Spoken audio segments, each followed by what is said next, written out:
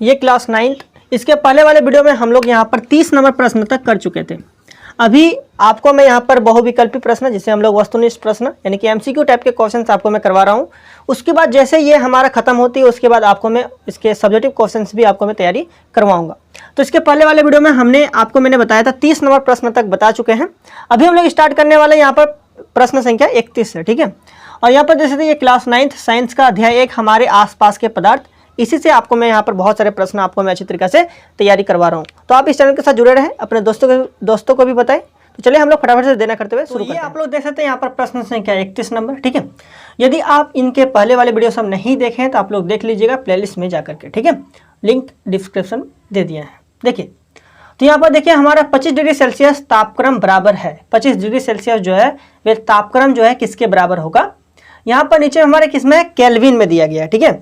और मतलब कि अगर डिग्री सेल्सियस था, ये वाला हमारा दिया गया केल्विन में, तो आपको क्या करना होगा, इसे केल्विन में बदलना होगा, है कि नहीं।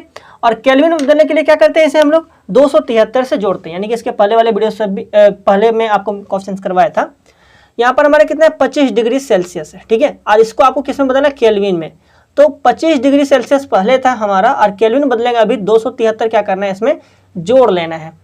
तो आप लोग जैसे इसमें 273 जोड़िएगा तो 5 3 कितना हो गया 8, 7 और 2 कितना हो गया 9, और इधर हमारा कितना बचा 2, यानी कि 298 केल्विन आया, ठीक है। तो जब भी आपको कहे कि सेल्सियस में रहे उसको केल्विन में बदलना है तो क्या करना, 273 जोड़ लेना है। और यदि हमारा केल्विन में दिया रहता उसको डिग्री सेल्सियस में बदलना है तो 273 घटा देना है। क्लियर हो गया। यहाँ पर अभी हमारा कितना है 298 केल्विन, यानी कि इधर हमारा सी वाला ऑप्शन जो है वो हमारा बिल्कुल सही है। अगला हम लोग प्रश्न को देखते हैं, प्रश्न संख्या 32 और यानी कि 32 नंबर प्रश्न। यहाँ पर देखिए क्या कहा गया हमारा, बोला गया कि 0 डिग्री सेल्सियस पर जल की भौतिक अवस्था क्या होगी। देखिए 0 डिग्री सेल्सियस पर जल की भौतिक अवस्था, जल की कितनी अवस्था होती है, 3 अवस्था होती है, ठोस, द्रव, गैस। देखिए जब हमारी 0 डिग्री सेल्सियस रहेगी तो जल की जो भौतिक अवस्था होगी वे हमारा ठोस होगी, क्योंकि 0 डिग्री सेल्सियस पर जल जो है बर्फ बन जाएंगे, है कि नहीं। 0 डिग्री सेल्सियस से क्या बनना शुरू हो जाएंगे, बर्फ बनना हमारा शुरू हो जाएंगे।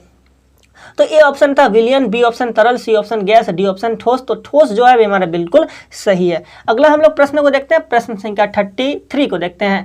देख सकते हैं यहाँ पर 33 नंबर प्रश्न यहाँ पर बोला गया कि 0 डिग्री सेल्सियस बराबर होता है। 0 डिग्री सेल्सियस जो है बराबर, यहाँ पर देखिए डिग्री सेल्सियस में है कि नहीं, 0 डिग्री सेल्सियस ये हमारे किसके बराबर होगा, नीचे में हमारे केल्विन में दिया गया है। तो सिंपली सेल्सियस में रहे, डिग्री सेल्सियस रहे, केल्विन बदलने के लिए 273 क्या करना है, जोड़ देना है। तो 0 में आप लोग जो तो 273 जोड़िएगा तो हमारा 273 ही होगा, और ये जो है हमारा चेंज हो गया केल्विन में। लेकिन इधर हमारा कौन सा ऑप्शन हो जाएगा, ऑप्शन नंबर 273 किस में है, देखिए आप लोग देखिए बी वाला ऑप्शन जो है हमारा बिल्कुल सही है। इधर हमारा 273 केल्विन जो है हमारा बिल्कुल सही है।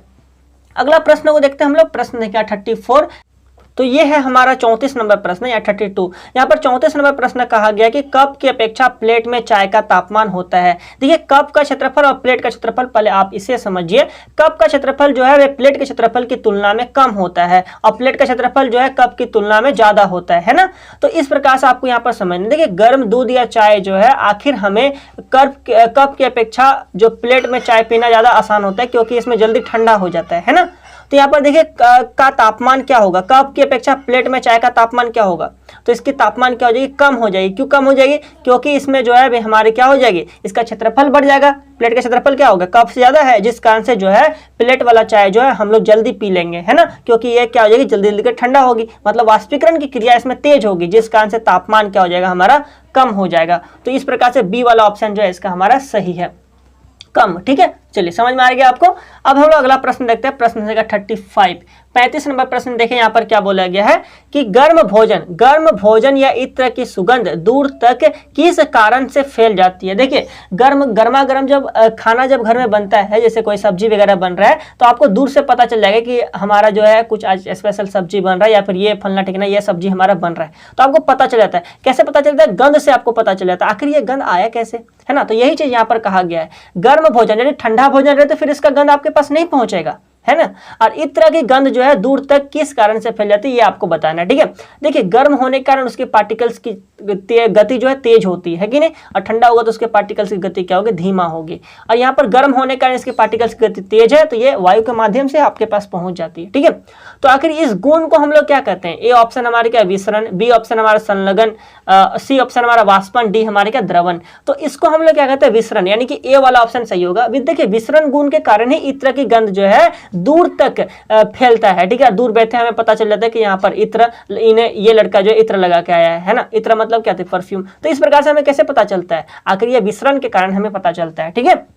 चलिए तो गर्म भोजन या फिर इत्र की गंध दूर तक किस कारण फैल जाती है, तो विसरण के कारण फैलती है, यानी ऑप्शन नंबर ए जो है हमारे बिल्कुल सही है। अब लोग अगला प्रश्न देखते हैं, प्रश्न संख्या 36 को देखते हैं। 36 नंबर प्रश्न यहाँ पर देखिए बोला गया है 250 डिग्री सेल्सियस पर जल की भौतिक अवस्था क्या होगी। देखिए अभी अभी आपको मैंने बताया था 0 डिग्री सेल्सियस पर जल की भौतिक अवस्था ठोस होती है ना। तो जैसे 0 डिग्री से ज्यादा और 100 डिग्री से, जैसे कि देखिए चलिए आपको मैं यहाँ पर लिख के बता दूं। देखिए 0 डिग्री सेल्सियस पर जल की भौतिक अवस्था क्या होगी, ठोस होगी। क्या होगी, ठोस होगी।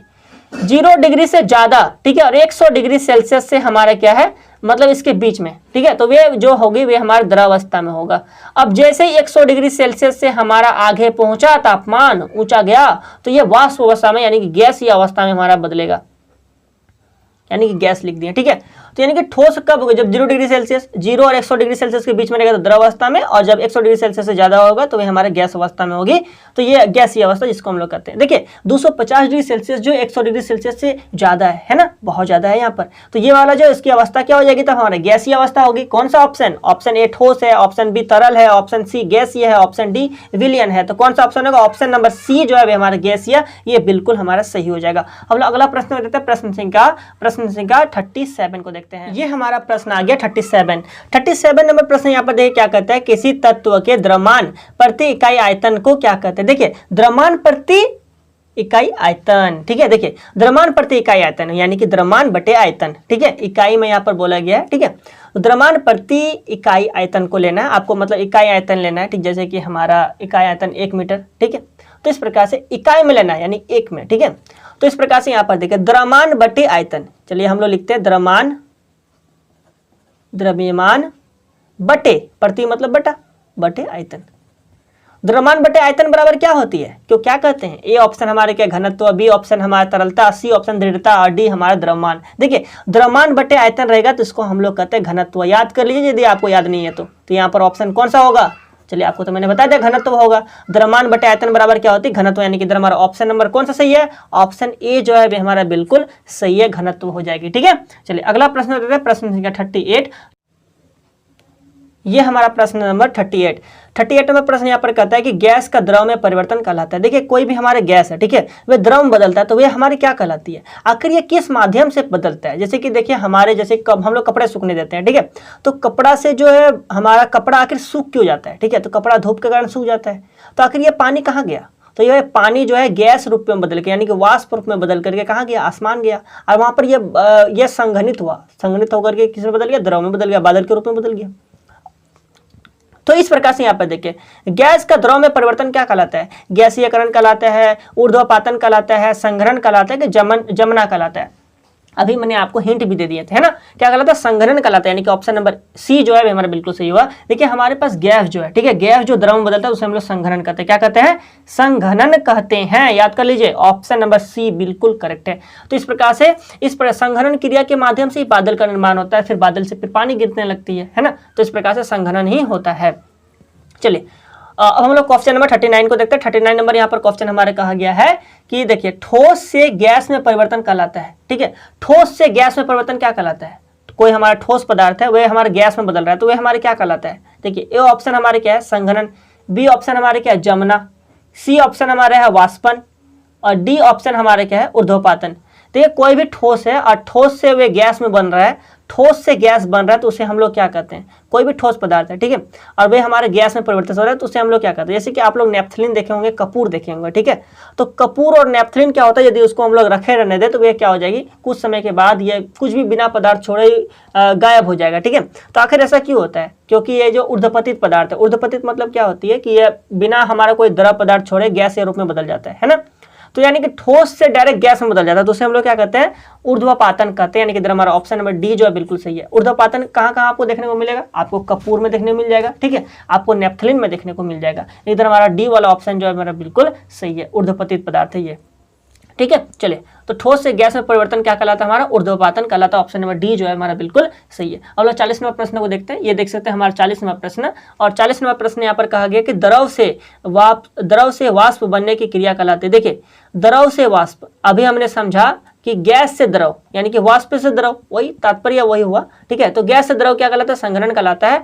तो द्रव से वाष्प, देखिए द्रव से वाष्प तब क्या कहलाता है, कोई हमारे पास द्रव है और ये जो वाष्प बन रहा है तो ये हमारे क्या कहलाता है, संघनन कहलाता है, जमना कहलाता है, वाष्पन कहलाता है, ऊर्ध्वपातन कहलाता है। देखिए, द्रव से गैस बन रहा है तो ये हमारी क्या बन रही है, वाष्प, मतलब वाष्प बन रहा है, और वाष्प बन रहा है तो इसको हम लोग वाष्पन कहेंगे। यानी कि हमारा ऑप्शन नंबर सी जो है हमारा बिल्कुल क्या हो जाएगी, सही हो जाएगी। तो इस प्रकार से आपको मैं अभी इस वीडियो पर इतना ही रहने देते हैं। 40 नंबर प्रश्न तक आपको मैंने इस वीडियो पर बताया, इसके बाद वाला वीडियो भी आएगा ताकि मैं आपको बहुत सारे अभी क्वेश्चन में आपको मैं करवा सकूँ। तो बस तब अभी इस वीडियो में इतना ही, मिलते हैं अगले वीडियो में। तो बहुत बहुत धन्यवाद।